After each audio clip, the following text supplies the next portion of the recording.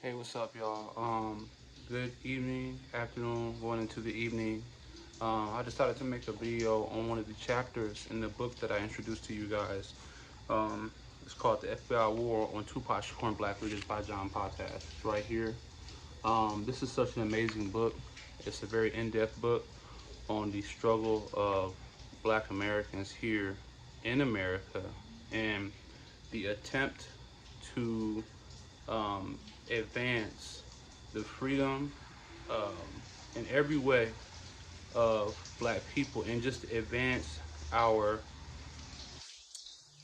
our struggle here to free us from struggle, to gain the independence of the Black man, right? To have our own futures in our hands instead of the hand of somebody who creates us. Now that's just like a nutshell um, summary of what we strive here for in America. That's our ultimate goal, is to be in control of our future, um, is to prosper positively in every way, shape, form, or fashion. Now, one thing that we struggle with, one thing that we was a huge mistake, was that we didn't invite God in on our business. Um, in some ways we did. I'll take that back. Some ways we did, but in more of a militant fashion, we excluded him out of that, and I think that was a huge deal because, as you know, I'm a believer. Um, I am a child of God first, and I'm Black second. Um, Now we all know that Black is just a label that was given to us, but our nationality matters first, and our nationality is up for question. That's arguable. What we are, who we are, what our original language is, and just what our nationality is officially. That's arguable. I'm not gonna get into that.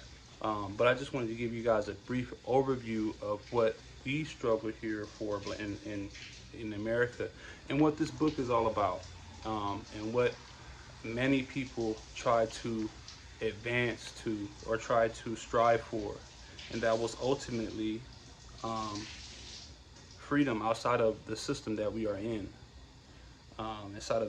outside of the judicial system, outside of the school system, outside of the healthcare system. Just ultimately freedom, having our own, right? Having everything you need for a people to survive, land, having maybe our own language, um, but just having people that have our best interest at heart, right? So these people attempt to do those things, such as Malcolm X, such as Eldridge Cleaver, right? Such as um, Bob Marley, socially, through music. And music is a huge tool. Music is a spiritual thing. Music is a tool that can be used to free, and that can also use to uh, enslave a people.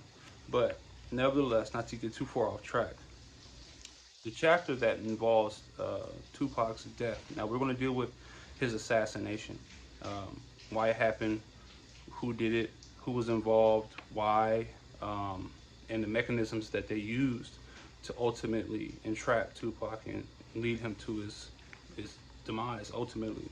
So this chapter is, I'm on page 117, and this chapter is called Night/Death Row, and that's Suge Knight. Aid, murder, and police cover-up. Reignite the Bloods and Crip War, right? So in this chapter, there's a small poem written by Tupac. In the event of my demise, when my heart can beat no more, I hope that I die for a principle or a belief that I had lived for. I will die before my time because I feel the shadow's depth. So much I wanted to accomplish before I reach my death. I have come to grips with the possibility and wiped the last tear from my eyes. I loved all who were positive in the event of my demise. Tupac Shakur, in the event of my demise. Now, he has a book of poems that I believe are um, taught in some college classes, and that says a lot about the mind of Tupac and um, how it's considered scholarly. So The beginning of this chapter goes, the scenario of Tupac Shakur shooting both suggested Suge Knight's involvement and suggested that he was a low man on the totem pole on the U.S. intelligence operation hierarchy. So we all know that, Suge Knight ultimately, back in the 90s, he could commit any crime and he wanted to, and he would not go to jail. And that's because he was a police agent, as you will see. Um, the tactics that he used to just being jailed so many times on like assault, uh, shooting, these things that get you time, not probation. And this man would get time served. He would get bonded, and then he would get cases furloughed from years away. You know what I mean? And couldn't figure out why. Couldn't figure out how. Well, that's a telltale sign of an agent. While 170-pound Tupac was hit 4 times, 330-pound Suge Knight miraculously avoided getting directly hit by any of the 13-plus bullets. Now, Suge Knight is that big of a guy in a small car. So, if he was that big of a guy in a small car and he was not in on it, there's no way that that gunman would have miraculously missed that man. And Tupac being a smaller target.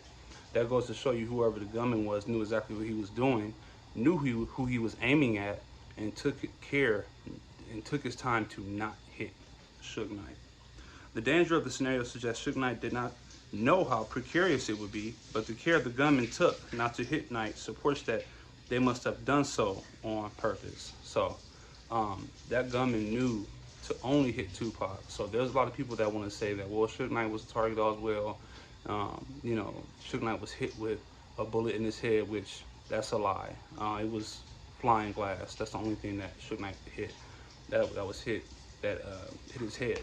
But yeah, Suge, he tells a lot of lies. He's a chameleon. So if you're somebody who tells a lot of lies about a situation, that means you have something to hide, right? That means you have a reason to lie and not tell the truth. You know what I mean? If you are innocent in the situation, why not just tell the truth?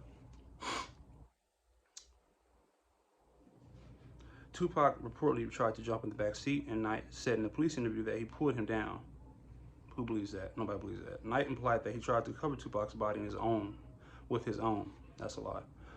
Thereby risking taking the bullets himself, despite their recent fights and Tupac leaving his label. Now, that's one of the reasons why a lot of people say that he was assassinated.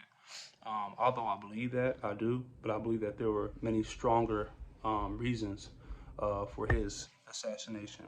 Knight's actions immediately following the shooting implicate him more forcefully. After the shooting stopped, Knight did a U-turn and raced in the opposite direction from the closest hospital, which was located on the block of the club holding the benefit show. Knight worked several years to purchase that club and went to college in the small town of Vegas, supporting that he knew of the hospital.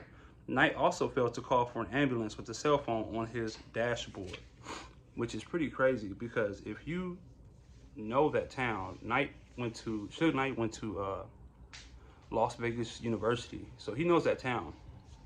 He also made a statement in one documentary that while he was playing college football, that they used to take him up at the top of the hotel or the top of the casino and let him see the cameras and see where they were pointed. So you knew where things were. Also, if you're getting shot at, I don't care if you're getting barricaded in, you're gonna hit the gas. So that's another question. Why didn't you hit the gas when you were getting shot at? Knight drove wildly through lights, over concrete medians, back towards the NGM hotel. Many of the death row entourage followed him, as did 2 cops on the bicycles at the scene. Knight flattened all of his tires on the medians and stopped when he got stuck on one. Police surrounded his car, ordered all at the scene to lie on the street, and then paramedics helped take blood-drenched Tupac to the hospital. Veteran Las Vegas Sun police reporter Kathy Scott described Vegas police actions as aiding the escape of Tupac's murders. So that sounds like the police were in on it. Obviously, they were in on it. Scott presenting a long list of questionable decisions by police. First, the bike cops were within yards of the shooting and failed to secure the scene. They also either failed to call in the location of the police or the police chiefs ignored the calls. Then police lost the opportunity to gather evidence and witnesses due to the fact that they searched for evidence for 20 minutes at the location where Knight ended up. getting his car stuck on an embankment several miles from the shooting scene. So they ignored the shooting scene completely. And they started investigating where the car got stuck. That makes no sense. If you were truly trying to solve a crime, you would maintain focus on the crime scene originally. Scott said that the police officials further decided to go against other standard procedures. They didn't put out an all-points bulletin, they didn't use a police helicopter to search for the killers, and they didn't take any aerial photos. These actions occurred despite Las Vegas cops saying that Tupac's shooting was the biggest murder case in Vegas history. Such cover-up appeared to continue for months. Eyewitnesses to the shooting said that Vegas police ignored them, and some officers contradicted official police statements that said that they had no forthcoming witnesses. That is the truth. The main witness, Yafu Fulu, who got murdered that very next month, and that's another chapter here on him too. He got murdered that very next month. They were very nonchalant with the witnesses. Definitely Yafu Fula.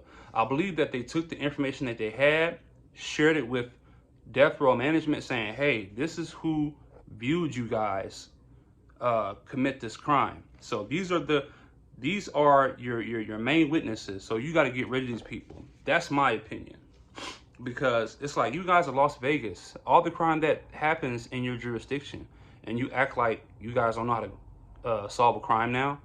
So that goes to show you that this took a lot more than just death row to pull this off. This took many agencies, police agencies, had to cooperate on this assassination. Because how can the number one rapper get murdered in your town and you don't pull out an APB? You know, it just doesn't make any sense. Excuse me, I might have to start over. Start where I forgot. Such cover-up appeared to continue for months. Eyewitnesses to the shooting say that Vegas police ignored them, and some officers contradicted official police statements that said that they had no forthcoming witnesses. Tupac's backup rappers and bodyguard in the car following his all said they saw the assailants.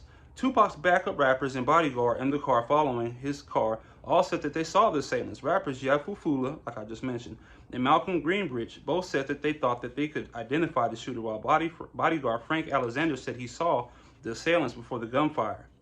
Also, I wanted to input that Frank Alexander said that the police, that whoever shot Tupac, shot like a cop.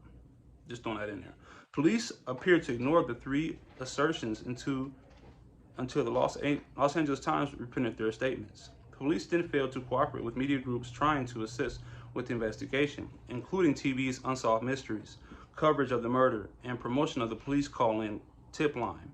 Police reporter Kathy Scott said that the police shows like Unsolved Mysteries usually help the police, and this particular show inspired many phone calls. These calls included one that appeared to be a good tip. Police later reported that they got too many calls and stopped answering the phones on this tip line. So Unsolved Mysteries aired a episode where they honed in on the assassination of Tupac. So they ended up getting a whole bunch of tips, and these tips must have been really good tips, because they shut down the phone line and said, "Hey, we're not taking phone calls no more." So this further shows that many people were involved in covering up the assassination. So you had the assassination, and then you had the cover-up of the assassination. Furthermore, Los Angeles police officer Ken Knox found fellow LA police officer Richard McCulley working at the front desk in the Death Row Records recording studio in the early 1996. So Death Row Records had many police officers working from the top to the bottom of the record company. So you tell me that you have police officers working inside the record company, and you guys are gangster rappers? How does that work? Knox reported this to his superiors, whom he successfully influenced to officially reprimand McCauley. A police chief ostensibly ordered him to quit this side work. Many witnesses in the hotel records showed that McCauley was still working for Death Row in Las Vegas when Tupac was shot there. So this Richard McCauley, this guy was working for Death Row Records, and he was also there at Vegas. Despite this open defiance and order, McCauley was promoted to sergeant shortly after Tupac's murder. Ain't that crazy? So after Tupac's assassination, you don't get reprimanded. because you know you're not supposed to be there, or you're not supposed to work for Death Row, but you get promoted. That shows that he had a stake in this thing. It also is interesting that Macaulay's father, Richard Macaulay Sr., was a veteran LAPD officer, just as was Death Row Security Chief Reggie Wright Jr.'s father was chief of the Compton gang unit. So they had a security. Reggie Wright was the head of security for Death Row Records, and his father was the police chief for the gang unit in Compton. So this goes to show you that families are involved, right? There's a hierarchy when it comes to the police, people involved in this assassination, and it's like a family affair. And there's people that are on a totem pole, right? There's police officers, there's sergeants, there's chiefs. I mean, this thing goes from the top to the bottom of corruption. So Reggie Wright Sr. is the security director of Death Row Records, and he had a huge hand in assisting in this assassination because he had bodyguards on Tupac, and he meticulously withdrew those bodyguards or created space in between him and his bodyguards so that the assassination can take place. Like the held father and son, FBI leaders recruiting of veteran sons may have ensured more loyalty. The details about a possible police operation against Tupac came out much later. Las Vegas police investigators of Tupac Shakur's murder told white Los Angeles police detective Russell Poole that they had loads of evidence in Tupac's murder and that they didn't plan to follow up on any of it. The Vegas detectives told Poole that police superiors said that they were not supposed to actually investigate Tupac's murder. So, LAPD Detective Russell Poole, who the LAPD pretty much destroyed his career after he came out and said, hey, there's a whole bunch of corruption going on between these two guys' murder, meaning Biggie's and Tupac Shakur's. This guy risked his whole career and spent the rest of most of his life investigating this assassination. And he's the only one that was pretty much giving information, wanting to be transparent and telling people, hey, this is not just some drive-by regular gangbang murder. This thing is deep and it needs to be investigated and people need to go to jail for it. Now, when you have one person that's trying to be honest, that wants to go against the grain and go against the blue wall of the police, and you have a whole system, the LAPD, a lot of people don't realize that the LAPD is like its own entity. There's been times where I've read where FBI has come to the LAPD requesting information, and the LAPD was allowed to deny the FBI information. So if you are if you are an agency or a police unit and you're allowed to deny the FBI, that's saying something. U.S. intelligence appeared to have several motives for helping Knight and Death Row cops orchestrate Tupac's murder. U.S. intelligence first feared Tupac's political use of his new megastardom, financed by his large wealth and power. While he was alive, each of Tupac's solo CDs sold more than double the preceding one. Producing his own CDs would exponentially increase Tupac's already multi-million-dollar profits. He also had movie role offers pouring in, and his planned marriage to Cantata Jones would have made him marrying into her vibe-owning father Quincy's wealth and influence. Tupac's expanding influence and appeal, which went well beyond Black America, also would concern U.S. intelligence. Tupac's fans included fashion designers who feted Tupac and Cantata a model with free clothes in mainstream magazines that ran features on him. Tupac also starred in 2 new films, Gridlocked and Gang Related, both of which hit theaters within months of his death. His close friends ranged from Black entertainers and pro athletes to Madonna, Mickey Rourke, and Interscope Entertainment mogul Ted Fields. Now, that's one thing. That's another thing that the reason why they feared Tupac so much. Now, Tupac never had a chance because he was a Black Panther baby, but he had plans and goals that Death Row was not going to be able to, own him for too long because he was his own man. He, on his way out, on his way, before he was assassinated, he opened up his own distribution company. He was going to create his own record company. He had all these things going for himself. He was going to create more political music, and that's a huge no-no. When you have agencies that are investigating you, the FBI, meanwhile, while all this is going on, the FBI is still investigating him. The FBI still has their magnifying glass on him. So with all these things going, and also before he passed, he had 2 new movies out. Now, how many celebrities do you know that right before they die, they're doing movies? It seems like as soon as they die, they have a movie out already or that's about to come out. So with Gridlocked and Gang Related, those 2 movies also had a lot of undertones in those movies if you were able to watch them. You could tell that these movies related a lot to what was actually going on in his life if you ever got a chance to see it. So I'm gonna stop right here. I'm gonna make, this is probably gonna be a part 2 because this chapter is very extensive. It's a lot of information, and I also don't want to lose you guys' attention because I know and understand that attention can be very, very short. But like I said, man, if you guys want to pick this book up for yourself, it's called The FBI War on Tupac Shakur and Black Leaders. And I know my book is messed up because it's been through a lot, like I've been through a lot.